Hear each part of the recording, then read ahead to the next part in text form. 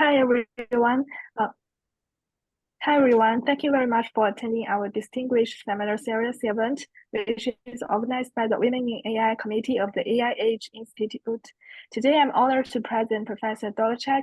She is going to give a talk on channel codes for adversarial decentralized systems applications in blockchains. Professor Dolecek is a professor of electrical and computer engineering and of mathematics at UCLA. Professor Dolecek earned a BS and MS and a PhD degree in ECS, as well as an MA degree in statistics from UC Berkeley. She is a 2019 to 21 secretary, a 2021 to 22 distinguished lecturer, and a 2022 to 24 board member of the IEEE Information Theories Society. Professor Dolecek received IBM Faculty Award, Intel Early Career Award, Okawa Research Grant, and NSF Career Award, among others. With her research group and collaborators, she received over 1,000 best paper awards on topics in theory and applications of channel coding methods. Before her talk, I would like to mention that after Professor Dolecek's talk, we will have technical Q&A and community development Q&A. During community development Q&A, we can have career-related or similar discussions. We will record Professor Dolecek's talk and technical Q&A, but not the community development Q&A. So thank you again, Professor, for accepting our invitation. And now we can start whenever you are ready. Thank you very much for this kind introduction. I thank you, Yining, for organizing this and being so patient with my schedule changes. I really appreciate that. Yes, it's so wonderful to see all of you here. As Yining mentioned, I'll give you an overview of one of my research topics, and I'm more than happy to discuss this topic or any other career questions that you may have. We can talk about anything you like. All right, so should I share my screen? Yeah. All right.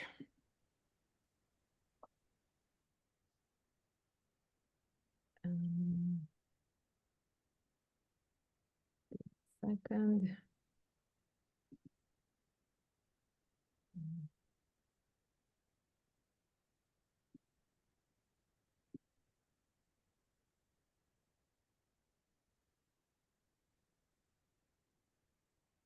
I just need to open this.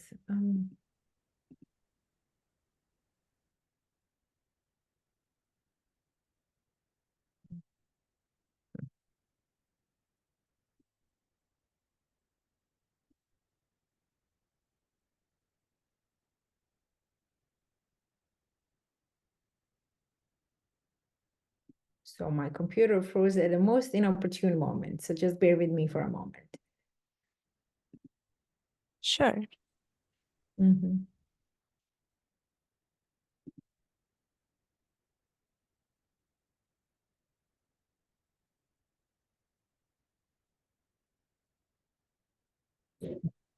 You want to pause the recording just for a sec. So I don't, Yeah. Okay, great. Yeah, we can see it. Yes, thank you.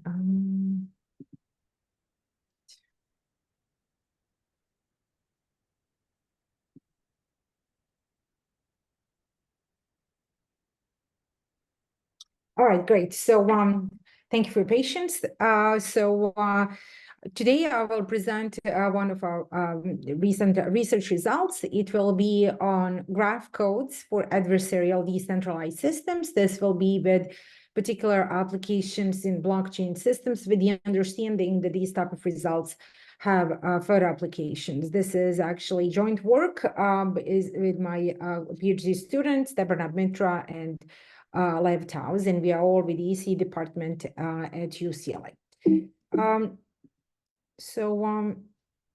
First, I will go over the background and key challenges, and I will introduce the concept of decentralized adversarial systems, and I will introduce the notion of error correcting codes, and then I will give you some examples from real-life systems where these codes can be used to mitigate problematic events known as data availability attacks on light nodes. And these attacks are, in fact, can be very sneaky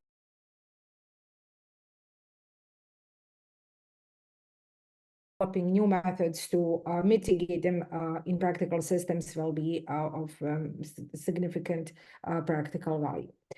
And in the end, I will conclude our presentation and present some outlooks for future research. And at that point, I'm happy to take questions as well. All right, so let's get started with the background and some of the key challenges in these emerging technologies. So as we know, we are all using well-established financial systems, which in form of a bank, for example, where all parties trust an established institution. But as a result, you know that there is a bank that sits in the middle, verifies all the transactions, and of course charges you in the process. So there has now been a sort of shift in approaching a variety of problems where decentralized trust systems have emerged as one popular solution, where multiple parties collaborate to reach consensus on a ground truth. So, for example, account balances without trusting one another. And the blockchains have actually emerged as the technology that would support these types of systems. They allow large-scale consensus about a ground truth, and currently, and this of course has been in the news a lot, main applications of blockchains have been currency and finance in a form of cryptocurrencies, but also emergingly speaking in a variety of other applications, IoT, healthcare, academic record keeping, and so forth. And actually, perhaps what might be of interest to the community here is that AI and blockchains have now been dubbed the new power couple, in the sense that blockchains as a technology can support modern AI systems, and in turn, the AI systems can fortify the robustness of the blockchain technology. So there is a lot of potential for the future research in this domain, and something that I will in particular discuss today is what some traditional aspects of, for example, information theory, in particular channel coding, can be used in these technologies. All right, so a blockchain ledger is a ledger of transactions. So we will just look at them in the financial sense, with the understanding that it can be any type of record. They are arranged in the form of blocks. And everybody essentially needs to maintain this entire ledger after some verification steps have been performed. And so what has emerged as a key problem in a blockchain system is, because a ledger is maintained by a network of nodes, and each node needs to maintain a local copy of the ledger, significant storage overhead is necessary in order to enable everybody to participate in the blockchain technology. So here we have a bunch of nodes, and the picture at the bottom is a blockchain ledger with the green. As you can see, each block is prefaced by a green part, which is really the header description of the blockchain. And interestingly enough, these blockchain ledgers are ever increasing. So just as a few months ago, it was already in hundreds of gigabytes with no sign of slowing down. So this is only getting bigger and more complex. And so this becomes a problem for resource limited nodes. So now, even though at the outset, these technologies are meant to be all inclusive, they are actually prohibitive for resource limited nodes. So the solution here is to allow what is known as a light node. And they only store block headers. So they only store the green part of the block, and they rely on the remainder of the system to give them the full picture, so to speak. So because of their limitations, they can verify transactions inclusion in a block, but they cannot verify transaction correctness, and they need to rely on honest full nodes for fraud notification. Namely, they rely on other nodes to let them know that something went wrong during a transaction record. Another problem in blockchain systems is that it has very poor throughput and latency compared to some traditional systems. So, for example, transaction throughput for some representative blockchain technologies is only a handful of transactions per second, and confirmation latency is actually not that good either. For Bitcoin is in hours, in fact, and for Ethereum is in tens of minutes. And just as a point of reference, Visa, the credit card company, processes processes more than 10,000 transactions per second. So these systems are actually very slow. And so the solution to this has been to run blockchains in parallel, known as side blockchains. And so you can view each of these side blockchains as its own entity, and then they work amongst themselves, and then they push their hash commitment, which is this green piece here, up to the trusted blockchain in a way that the order of transactions is the same as the hash order in the trusted blockchain. And so this main trusted blockchain only stores the hash of the side blockchains, and side blockchains make commitments in parallel, and this, of course, would lead to higher transaction throughput. However, this is despite these improvements to blockchain systems, something that has emerged as a key problem is that of the what is known as a data availability attack in these systems. And so these light nodes that we have already discussed, because they're there to alleviate the storage burden in active participants, we already know that they store only the header of each block, and this data availability attack will occur when there is a dishonest majority of the full nodes. This will happen in the light nodes. Likewise, if we had the second architecture with parallel side blockchains, as you also know, trusted blockchain only stores the hash commitments of the side blockchains, and the attack can occur when there is a dishonest majority of these side blockchain nodes in one side blockchain. And so despite the advantages in terms of storage reduction and increased throughput, these architectures are both vulnerable to data availability attacks, which I will describe in detail next. Before we do that, I also want to introduce two key concepts from traditional information theory that will actually be used for us as our solution in dealing with these DA attacks. So we will now talk about error correcting codes, in particular, most popular types of error correcting codes being LDPC and polar codes. So as we know, in traditional communication systems, we have a data source that is typically converted into a sequence of bits, zeros and ones. This is transmitted over a noisy channel, which receives data potentially in a corrupted version. And in order to overcome the impairments of these pervasive noisy channels, we add redundancy to data in the form of the encoder block, and then we use this redundancy at the decoder side to infer the original message. And so typically, we would take a message of length k bits, we encode it into a code word of length n bits, we transmit the said code word over the noisy channel, we receive it as a string called R, and then we decode it into our estimate of the code word, so we'll call that C hat, and from C hat we can get the estimate of M. And so this is a well-known setup, and it's broadly used in a variety of applications, and this is basically the backbone. This abstracted view is the backbone of virtually every modern communication system. For us, in terms of basic notation, we will use linear block codes, where the generator matrix is of size k by n. And so it is a mathematical mapping that will take a message M into a code word C by multiplication with a generator matrix J. We can also represent a code, which is a sequence of code words here, through a parity check matrix H, so that every code word C times the transpose of H gives us all zeros, and one can show mathematically that G as a matrix times H transpose gives us zeros.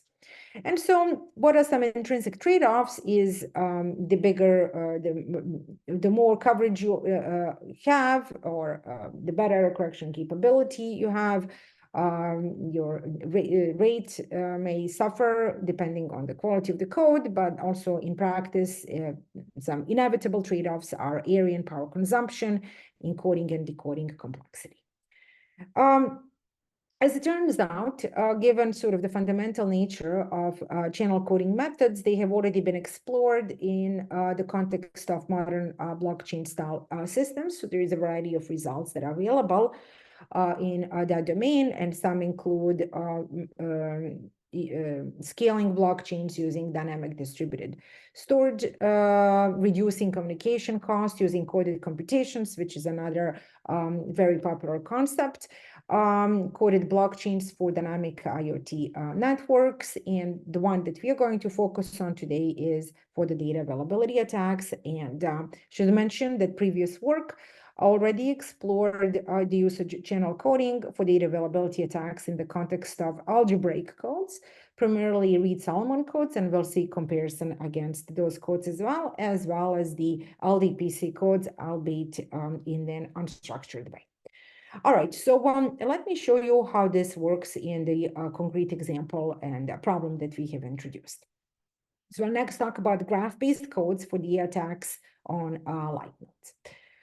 So let me first explain the problem.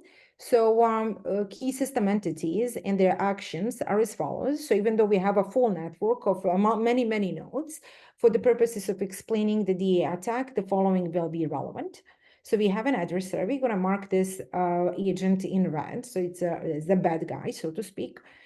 We also have an honest full node, which is capable of full computations, and it's honest. And we have an honest light node, which is that user that has cannot store the entire ledger, but only the headers, and we are going to mark it in green here. So as we said previously, honest full nodes store a copy of the entire ledger, and they can essentially verify everything. So they verify new blocks. And knowing if the block is invalid, so something went wrong, they can reject and send fraud proofs to other nodes in the system, including the light nodes.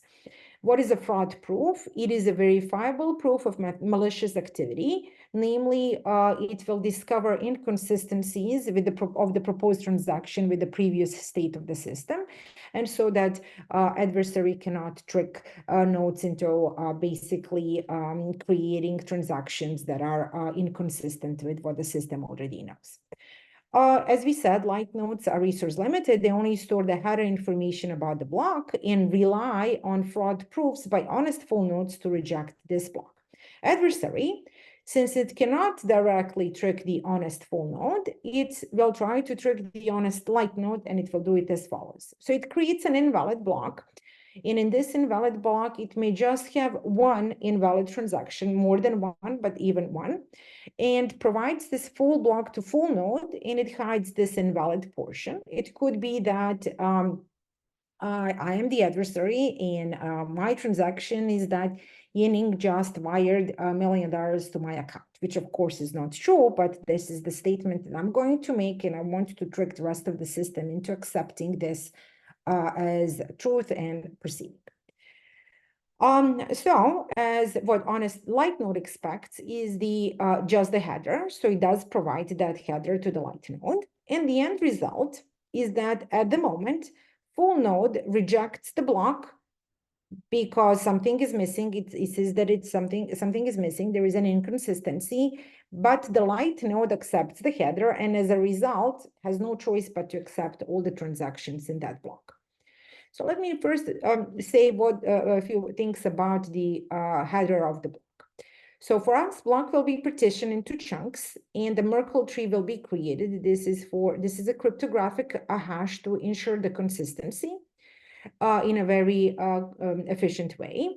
And so what really is stored in the header primarily is this Merkle root, and that becomes the part of the header of the block.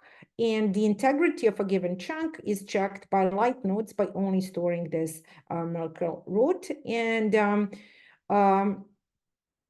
fraud proof then becomes checking for the consistency of the messages that lie in the bottom layer of this Merkle root. So essentially what the proof of few chunks belong to current and past blocks is essentially a path from one of the messages, let's say here M2, all the way down to the Merkle root. And this is the Merkle, this is the fraud proof that full nodes can create and check if everything is consistent along the way.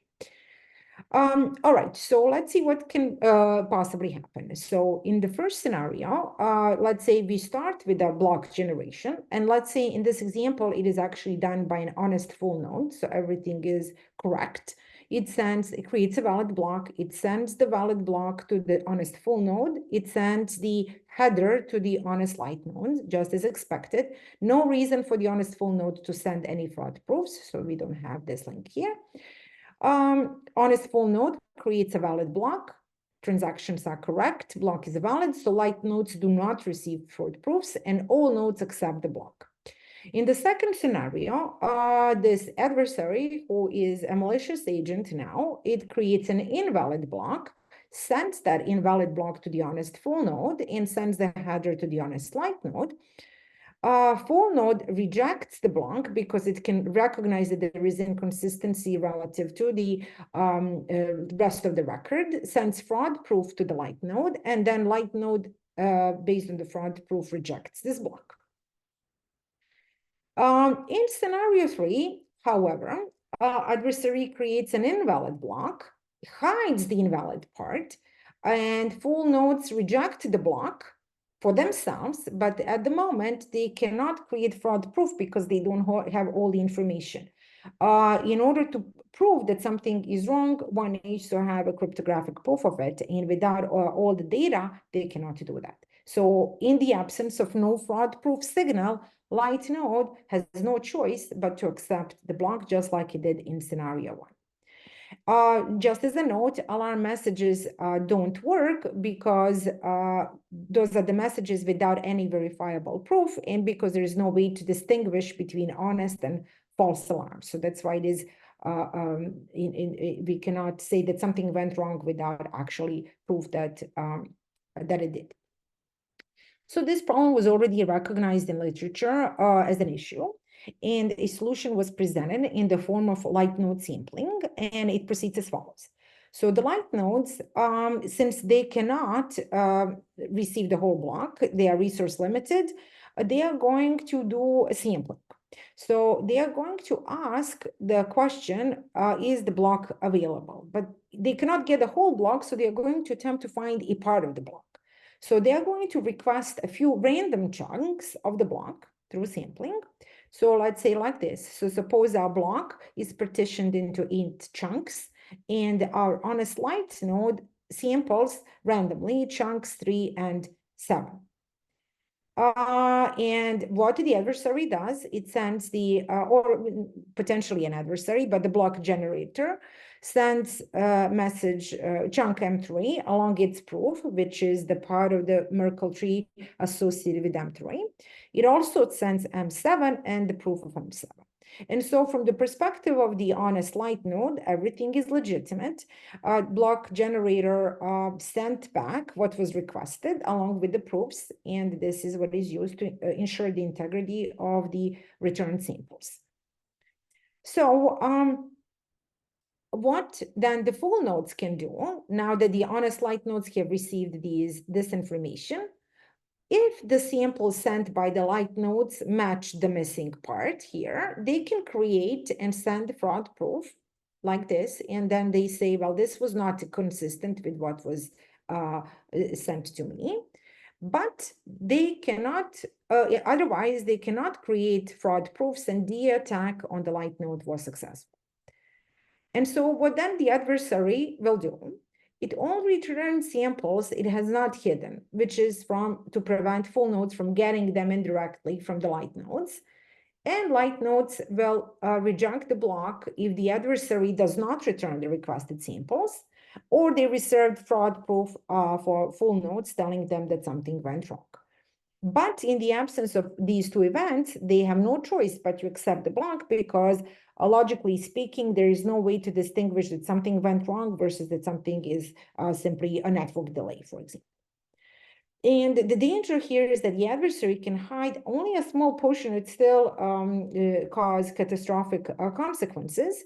And so here, suppose Suppose our light node requested M3 and M7, everything looked fine, but the block generator, which is malicious, actually hid something else. Let's say it hid M1, unbeknownst to anyone else here in the network.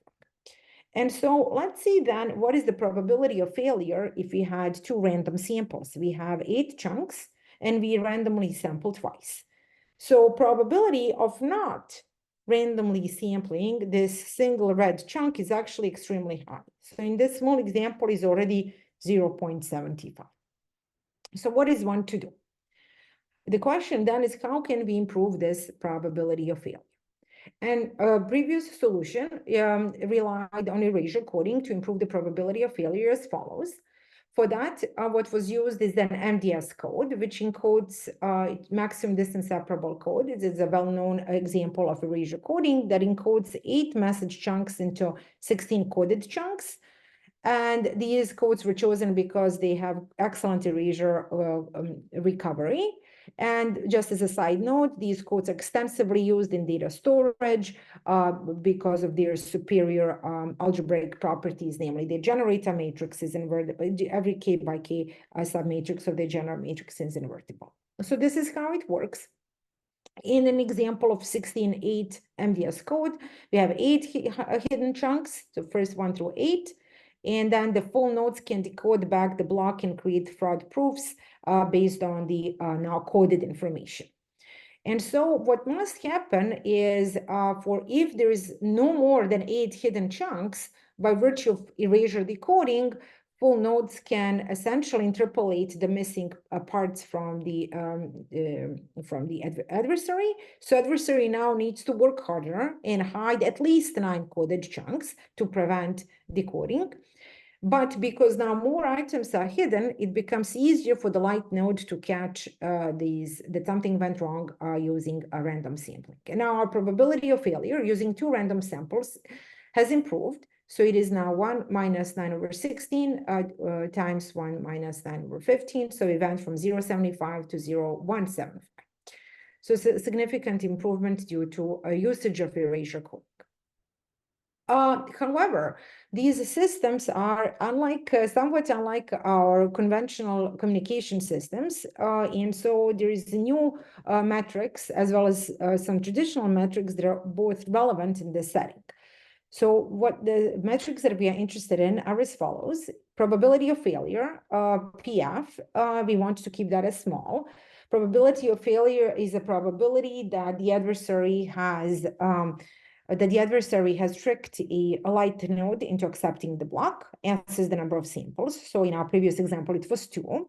Also, what is of interest is the complexity of computing the probability of failure. This becomes important in large code lengths and decoding complexity. So these are practical systems, so things need to be done quickly. Incorrect coding or IC proof, which is the complexity of finding if the block is incorrectly encoded. And that actually turns out to be proportional to the degree of the parity check equations. And so for us now, channel coding problem is as follows. We need code that performs well in all of the above metrics.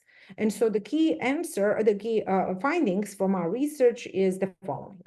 For the small block sizes, for example, those that are used in Bitcoin and Bitcoin Cash technologies, we have one type of result. And for the large block sizes, such as the original Bitcoin, we have a different type of result. On the left, we recommend using a small code lengths where analytical expression for P of F is not necessary. And here techniques like integer linear programming can be used because we are dealing with the shorter codes. And when we have large block sizes, we would prefer to use larger code lengths. And we need, therefore, analytical expressions for the probability of failure. And then as a result, turns out that in the former case, well-designed LDPC codes perform very well. And in the latter case, well-designed polar codes are preferred choice. And next, I will describe how this works. So now I'm going to introduce a code design methodology for LDPC codes and for the polar codes. So let's see first the case of the usage of LDPC codes for DA attacks on light nodes. So as is well known, LDPC codes are described by a sparse parity check matrix H, which equivalently can be it's an adjacency matrix of the tenor graph, which has two sets of nodes, circles, which are variable nodes, and squares, which are check nodes. And there is an edge between a variable node and a check node if there is an entry 1 in the corresponding parity check matrix. And what is also well known is that the LDPC codes are equipped with low complexity message passing decoders. What has been a conventional wisdom in just one second, please.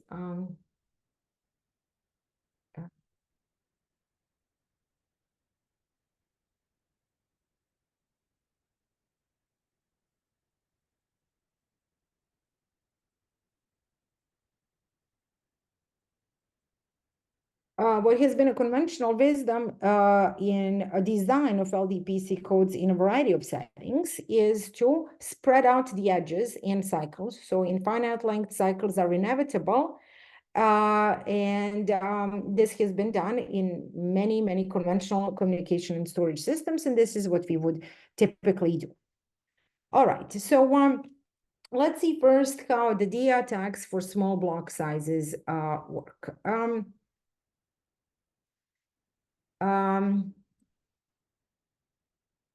So we have a tenor graph. Again, we have circles and squares. And previous work has already demonstrated that the LDPC codes have been shown to be suitable for this application. The reason being is that they have small incorrect coding proof size due to a small check node degree. As we already know, you can see there is only degree 3 here and so forth. And also another attractive property is that they have a linear complexity decoding in terms of the block size using peeling decoder. Give me, excuse me, just for a moment.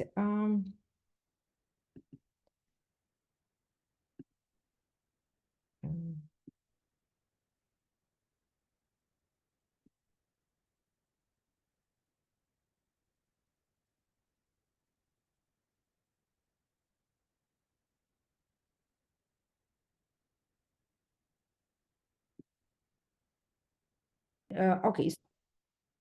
Thank you. Sorry about that. All right. So okay, so now let's remind ourselves where we were. We have LDPC codes as a potential solution that will improve robustness to data availability attacks. Previous work has already identified these codes as a good choice, given their well-known attractive properties. But now that is not the full picture. What we also need to know is how well will these codes do in terms of the probability of failure. As it turns out, some structures, there is also a well-known problem with LDPC codes known as stopping sets. These are the substructures in the tenor graph in which peeling decoder, which is a popular choice under erasures, can get stuck and cannot proceed.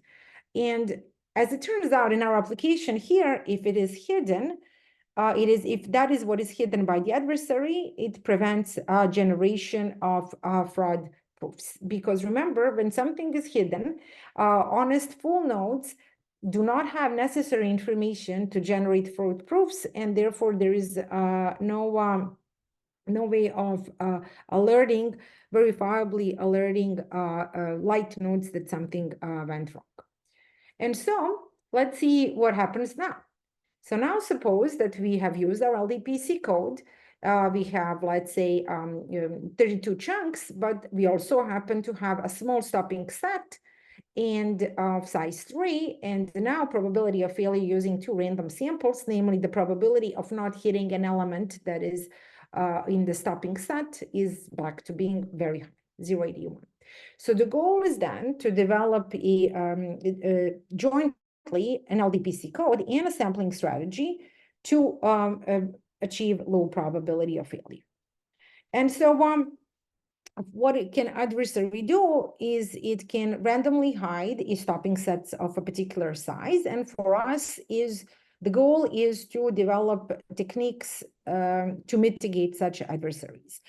There is a variety of adversaries. We're going to look at this case where it just hides a stopping set of a particular side, and it can also be more powerful. And for example, it may know what is the sampling strategy used and so forth. So we can also equip the adversary with even more computational resources, but in any case, we'll study the simpler case because it also is helpful in a more general case as well. All right, so as it turns out, of all stopping sets that are of some size mu, when an adversary randomly hides one of them and light nodes sample all variable nodes in some set L, then the probability of failure becomes 1 minus the fraction of stopping sets of size mu that are touched by this set L. So selecting a set to sample, which touches large number of stopping sets, will actually help us decrease the probability of failure. And so this becomes our co-design idea. We can, if we can, it would be good if we could concentrate, so stopping sets to a small section of variable nodes. So what's happening here is this is your code word, and these red rectangles are simply the small, each represent a stopping set. If we had an option of concentrating them, then we could simply then greedily sample just this set of variable nodes. And so if we had a concentrated concentration of stopping sets and on a small subsection of variable nodes, then we can essentially touch many of them with very few samples. So now the question is, how do we concentrate stopping sets? As it turns out, this is known from available literature, is that we can stopping sets as graphical configurations can be viewed as combinations of cycles or just cycles. And looking at stopping set by itself is hard. So we will look at, instead of concentrating stopping sets, we will concentrate cycles instead. And to do that, we're going to use a well-known method in co-design known as the progressive edge growth, or PEG algorithm for short. And this is how it works. So this is a well-known algorithm for constructing LDPC codes. So it constructs a code itself in an edge-by-edge greedy manner. And so it essentially adds, roots it at one variable node, starts adding checks, starts adding more variables, more checks, and so forth. And it essentially defers the creation of a cycle because that is something that was important in the traditional setting. And in the end, of course, when there's all the other options are exhausted, we don't have a choice, but new cycles are created, albeit they are sort of deferred by as much as possible. So what we do here for us, we're going to modify the check node selection criteria to actually concentrate cycles once they do need to be added. And so we simply do that by looking at the entropy properties of the cycle distribution. So we want to have a low entropy. So this is the distribution of cycles that we prefer. Uniform is not something that we prefer because here, if you sample it, sampling any one of them is just as good as any other. But here, if we have low entropy, sampling those that have a lot of cycles, participate in a lot of cycles, will eliminate a lot of stopping sets for the adversary. And so we will select check nodes to be added such that the entropy of the cycle distribution is minimized, and that essentially changes our code design approach. So as the step in the code design. And then we update and keep going. And so as a result, this is what we get. So preview is the black line, which is the random choice of LDPC code with random sampling over the stopping sets of size 6. Then the set of green curves is different stopping sets with the R PEG modification with random sampling. Then the red set of curves is PG, original PG algorithm without greedy sampling. And then finally, blue curves is our new co-design without new greedy sampling, so that we see that both steps are important. Improved or informed co-design as well as informed sampling jointly give us better performance. So I will quickly now discuss how we can also use polar codes for the attacks on light nodes. And we said that for large block lengths, it is very hard to use LDPC codes because it's hard to study stopping sets for long codes. So we are looking at an alternative solution while still having small IC proof sizes, small decoding complexity, and low probability of failure. So for that, we actually have completely revisited the Merkle tree construction and centered it on polar codes so that it can actually perform well in all of these metrics.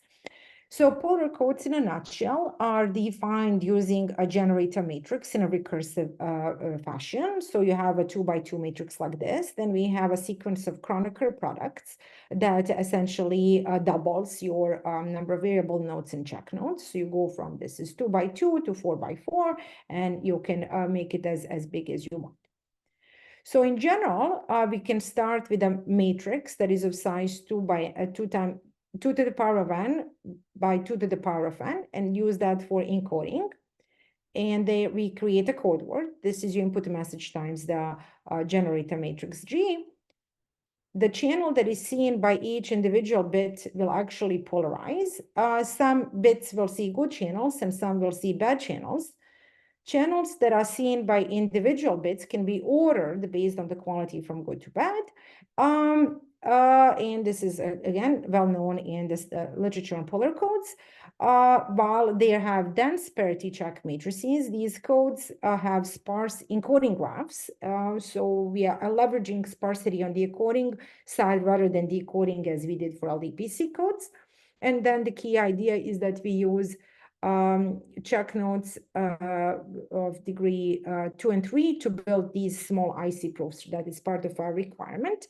And we will choose frozen indices to minimize the probability of failure. And we do that in a new way. So as in traditional channel code design, there is a choice of frozen indices and information indices. And which one you choose traditionally will depend on the polarization, but here we need to take this one step further and take all of our metrics into account. All right, so this is how it works. We are going to, we have a new construction, which is what we refer to as graph-coded Merkle tree that can be used with polar codes, but really with any graphical code that is amenable to a graphical representation. So you have a polar code at the bottom, and we are going to repeatedly hash it, just like in the original coded Merkle tree. We drop everything else except for the last part. We keep going and so forth, hash it, keep going and so forth. And in the end, we have this Merkle root, just like we did before. And the element of a Merkle root is actually very small. It's only 256 bits, even though we started with a very long polar code to begin with. Everything else actually need not be saved. They can be decoded back using a peeling decoder, which can then be used to build small IC proofs. So we essentially have a very compact Merkle tree and Merkle root representation, despite the fact that we have started with a very long code. All right, so what the idea here is that we need to now have a choice of the frozen index selection. Alpha min for us is the smallest leaf set size among all stopping sets, and Fi is going to be the leaf set size of tree rooted at the ith node. And as it's known, alpha min is actually the smallest of all the choices of Fi. And so now we have actually nice analytical expression for the probability of failure, which tells us that it is equal to 1 minus alpha min over n to the power of s. N is our code length, s is the number of samples. So we have a very interpretable relationship between our parameters and the probability of failure. So we want to take advantage of this analytical expression. And so here's our sampling efficient freezing or SEF algorithm. So if we freeze the bottom mu indices from the bottom of the encoding graph, then the stopping set with no frozen variable nodes cannot have one from the bottom. So here is an example if mu is 4. Because it's not going to be part of a stopping tree. This is just by the graphical representation of the graph. And so therefore, it is not even necessary to sample from the bottom because they cannot participate in the stopping sets, stopping trees. And so this makes it easier for our light nodes. And then this really effectively improves our alpha min. And so the way we would do this, we are going to freeze from the bottom first. And now, because we do not need to look at the bottom 3, instead of 16, we have 13 as an effective measurer here. So we have actually improved our effective alpha from 4 to almost 5. And if we actually did the freezing in the conventional way, using methods that are used in traditional communication systems, our probability of failure would actually be higher. And so just as an example here, probability of failure is one of the metrics we are concerned with. So when we have large block sizes, and this is the chunk size, 200 kilobytes, code length is the block size over C times the rate. We have results for a variety of rates, 0.75 here and 0.5. And so, okay, so let me start here. For larger block sizes, as anticipated, a probability of failure is improved for polar codes because we have a better handle on the stopping set configurations using our new designs, whereas for small block sizes, we can do sort of more fine-tuning, more tailoring in LDPC codes, and some of the properties of the polar codes have not really kicked in yet. And this, the plot that I've shown you earlier, this is sort of a zoomed out plot. It kind of sits here so that we saw other aspects and comparisons with the existing codes. So as you can see, our codes all outperform previous approaches on LDPC codes. And as I mentioned, previous work also looked at the algebraic codes, and the graph codes outperformed them in terms of decoding complexity and the IC proof size. And so they have emerged as a valid contender in these applications. All right, so with that, I'm gonna conclude my presentation. So in our traditional communication systems, we have a noisy channel at the center. Then we need to overcome the noise in this channel. We do that using design of encoders and decoders, and metrics such as frame rate, bit rate, and so forth are optimized. And of course, with the understanding that some trade-offs are inevitable. But now we have an opportunity to study new system design problems, which arise in emerging decentralized applications, such as blockchain and others.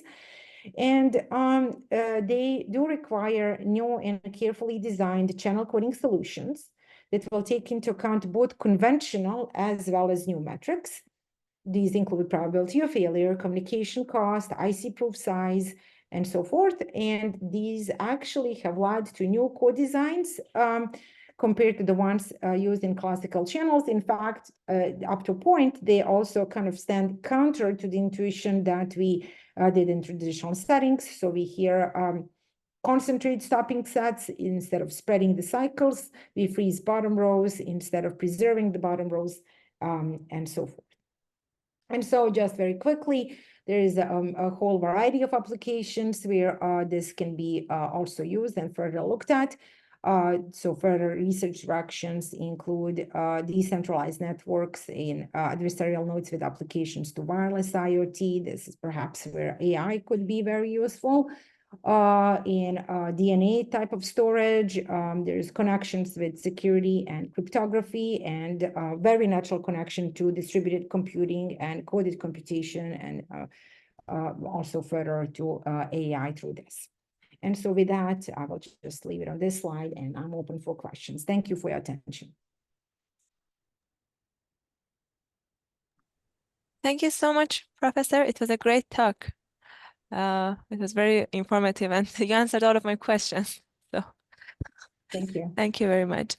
Okay, to the audience, if you have any questions, you can directly unmute yourself and ask, or you can put it in the chat and we can ask for yourself. We can ask for you.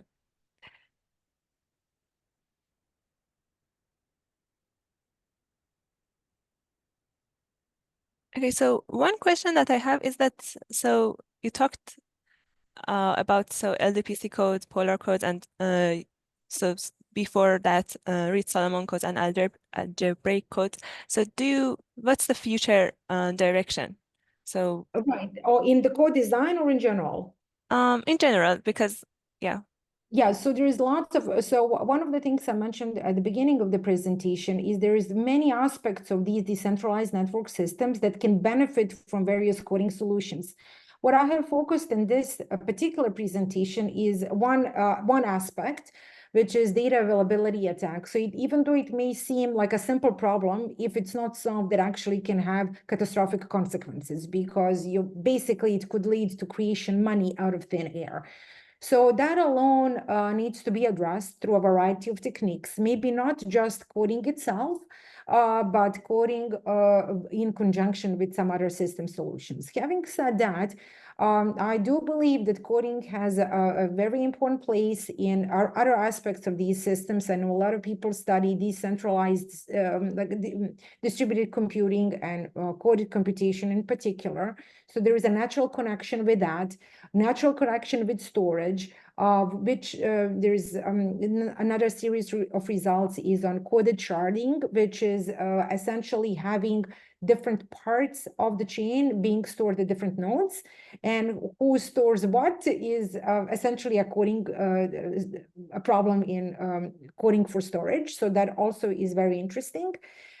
So what here we have seen is that in addition to traditional metrics, that is, efficiency in communication and efficiency in storage, we have these other new sort of bells and whistles that come from the security aspect. And putting that all together and packaging together has allowed to new coding problem formulations, which have very excitingly led to solutions that are counter to the intuition that we have seen elsewhere. So I think with that, this gives us a lot of interesting directions that we can collectively exploit further. Thank you. Thank you very much. Okay, so if there are no questions from the audience, we can move to the community development Q&A because we are out of time now. Okay. Okay, I want to thank you again so much, Professor. It was a great talk.